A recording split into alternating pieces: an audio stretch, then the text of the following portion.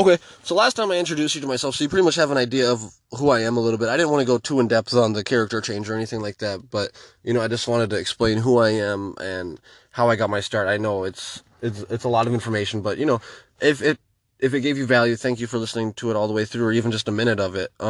Today I want to talk about like a pro wrestler starter pack. Like, what do you do when you're kind of getting started, and what should I be looking towards? So the first thing is schools. It doesn't really matter if it's a good school, to be honest. You just need to be able to go in there and get your reps in. But when it comes down to it, you really, really, really want to be with someone who's been there and done that, or someone who has credible trainees being promoted. Like Monster Factory has plenty of people to go with. It's in New Jersey, I believe. But as long as you're able to maintain your safety, to be honest, it doesn't really matter. A lot of people have come up through getting trained with the worst of the worst, and they don't know anything, or they just get stretched and beat up the whole time. Like it, it's really, it's really all up to the person if you're going to make it or not. But if you can, it's better to get trained by the right people that are going to take care of you. Because if you're not going to get taken care of, then maybe you won't take care of yourself, and you'll end up being hurt. Like the worst thing that could happen is you get hurt and you're not able to do it tomorrow, or you can't go home to your family because you're in the hospital. No one gets in this to get hurt. It's an expectation that over time it'll happen and it'll wear and tear on everybody, but you don't want to get hurt, especially initially. Like it just takes away so much momentum. So just make sure you get a good school that's going to take care of you, and tuck your chin. So when you're starting out, you probably want to consider a gimmick, or you might already have an idea. That's great. Stick with your idea and think of ideas on how to make it yourself, because most people come in and they don't have a gimmick and they just want to be a wrestler because they've watched the fireworks of another independent show, or they watched somewhere down in California, I forget what they're called, but just literally any wrestling promotion. So just if you can get a gimmick, get it. Because it took me way too long to find something that I liked, and then I just kind of felt awkward, and I didn't want to make a decision. So if you just make a decision and you go with it, the quicker you do it, the sooner you can move on to the next thing. So just pick one and go. You want to be a pirate? Grab it, go. That was already what Brian Kendrick did. He took it and he made it really good.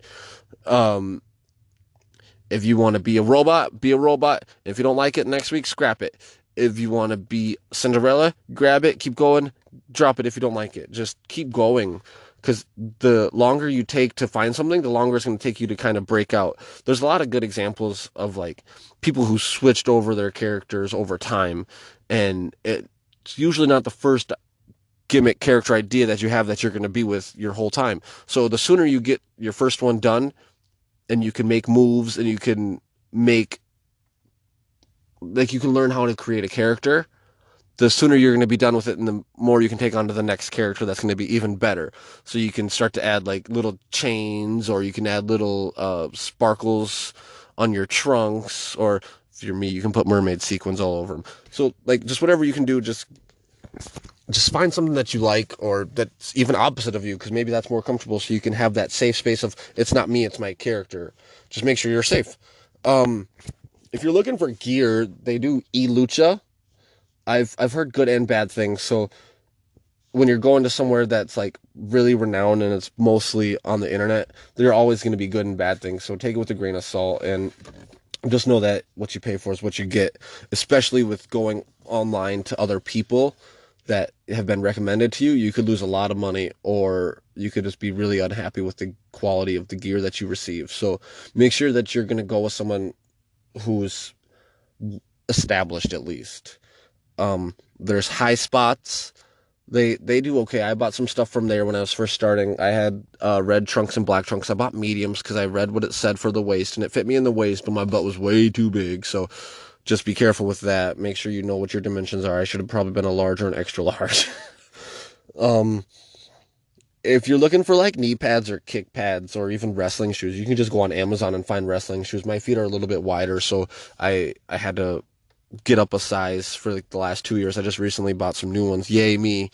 So I got the wides, and they fit pretty well, to be honest. It's like a whole inch wider, it feels like. So if you can go on there, you can get some. Sorry, I had a message.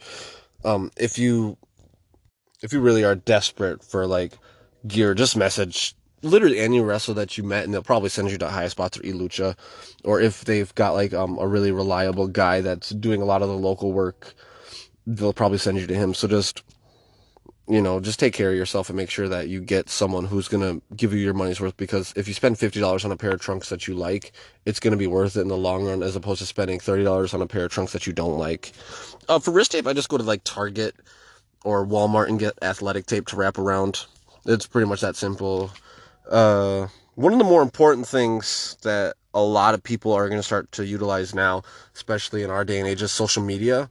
The first rule is don't be an idiot, and don't don't be an idiot. It's not that hard. I'm kind of an idiot, but I'm not that big of an idiot. I have Instagram, I have Twitter, I have a Facebook page, and I have my own personal Facebook, and I only pretty much add friends to my Facebook page.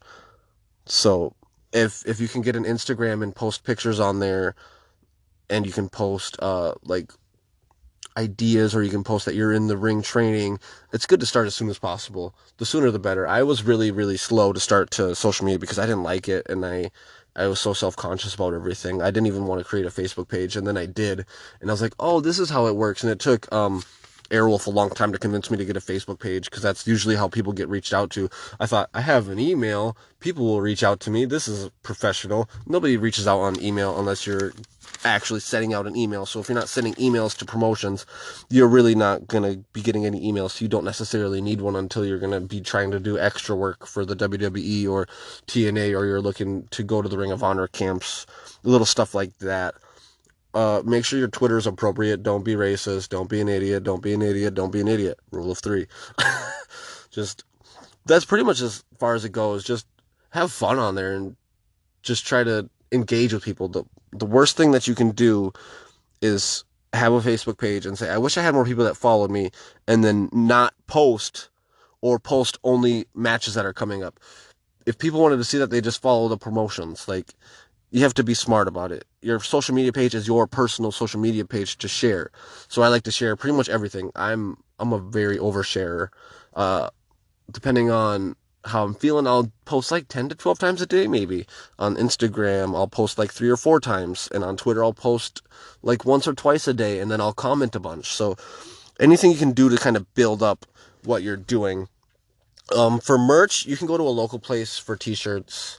I went to T Squared. I'm in Minneapolis, or I'm in Northfield, but I went to a Minneapolis place, and they were really nice. They do a lot of the local wrestlers. If you can go online and find something cheaper, I might still recommend going with T Squared, because they're actual people, and you can talk with them, and you can actually engage with them.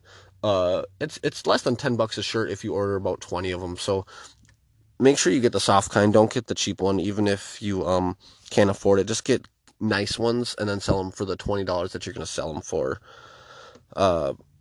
If you're looking for colors on shirts, just try to keep it under 2. 1 is good, though, just because it's cheaper. So if you are in a crunch for money, it's like, do I want to have more colors, or do I just want to have the one color and get charged a flat fee for it? Because they will charge you for more colors, and they might even charge you for a full color depending on how many they actually have to use. So just be smart about who you're using. If you're looking for someone to design your t-shirt or something like that, there's plenty of people to do it. You can just search graphic artists, and it shouldn't be that hard. Something that I recently learned about is called Fiverr. You just go on there and you look up stuff, and it's under $100. It's under $50. It's under $25 if you're looking for it. You just want to find someone that you like. So like, if you're really looking for a t-shirt, just go on there. It's really simple. And there's pretty much no excuses for not at least having a t-shirt anymore. It took me a long time, like I said, to have a t-shirt for the Tomahawk Kid, and I never actually released it until now. Now it's on Pro Wrestling Tees, but like, I never made money off of it. And people, our fans, they just want to support us. They just want to say, look, this is who I like, and I love wrestling. And it's really that simple. You may not be a Bret Hart, but you could be a Slippery Sammy. You know what I mean? Like, what's the worst that could happen? You have shirts and no one buys them, so what? Everyone else does that. It's really not that difficult to just have a shirt. If you're not looking to get shirts, and you're maybe looking to spend a little bit less money, you can get some wristbands or buttons or stickers. I just Googled it, and I made on my own. I put, is this Nikki Heat? Or I put Nikki Heat and Heart of the Heartless on them. And for my buttons, I just used my my t-shirt designs on there. You could even just use writings. It doesn't matter. If you have something to share, it's the whole purpose of it for me is A, to make a little bit of money, but B, most importantly, is to engage with the fans. So the fans can come up to you and they can talk with you and see that you're a person.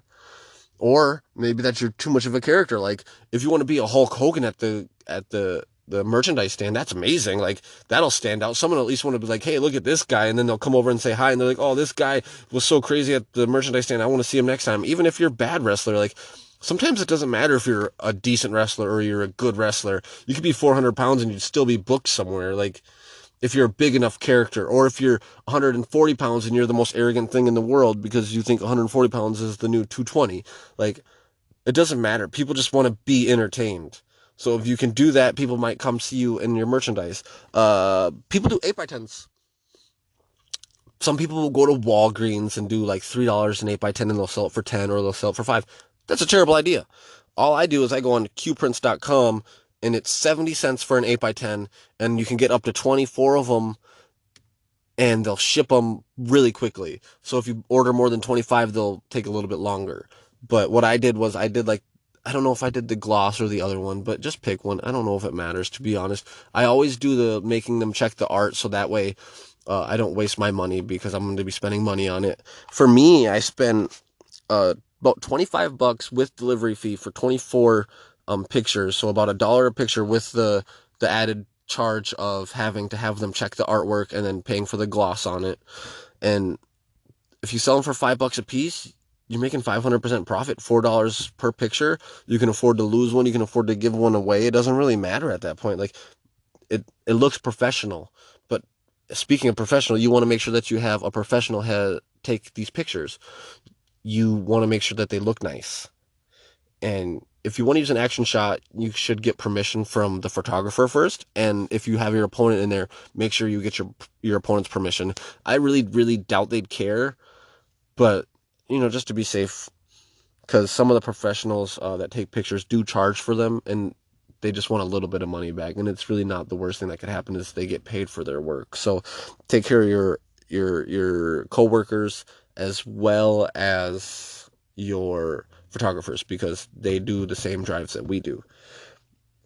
If you're looking to make your music, or if you're looking to have music for your introduction, most people do. Try not to pick something really generic. Don't pick the Eminem song unless you want to, because then it'd be really funny. Or if you're in Chicago, don't pick CM Punk song because 200 people have done it. It's not real heat, brother. It's just unnecessary and kind of overdone. Barbie Girl's overdone, stuff like that. But sometimes it's silly and it engages the fans and they'll laugh at it and they'll have fun. So there's really no wrong answer unless you pick my song. Don't pick my song. Make sure it has no swearing because there's a lot of kids. You want an all ages song. So it's really that simple. No swearing. Don't pick a hard rock song. Go from there. And if you like a hard rock song, try to stay consistent with it. You can change it. Feel free to, but the fans won't notice that it's your song until you consistently come out with it. So you want that. So when you do come out, the fans start to anticipate it. It's like, think about every professional wrestler on any professional programming, WWE, Impact. They have the same song, and then it's always the same, and the fans know who it is, and they get a reaction based off of who they are. It's like a star power type thing. Carry it on a CD if you have to. A USB is way better. Having it available immediately on an email link is convenient as well. If you can have it on Spotify instead of just on YouTube, that's good too, because not everyone is going to be able to download your song in the next 10 minutes because you're a star and you've had 4 matches. So just take notes. For your when you're coming to shows, you need something to carry your stuff in. I would suggest a roller bag if you can. Some people use gym bags. I used it for a long time. A roller bag looks more professional and it's a lot easier on your body to carry, and you don't necessarily have to worry about like setting it down anywhere and getting it wet. So if you have the wheels, you just stand it up and it's never going to get wet. So make sure you can afford one of those. If you go to like TJ Maxx, they have them for like $50-$80. Any like low brand place like that, Marshall should have them. Even Target has some. Walmart should have some. Just get something that you like. It really is not going to matter all that much. For me, one of the things that I require being a professional wrestler is a gym membership.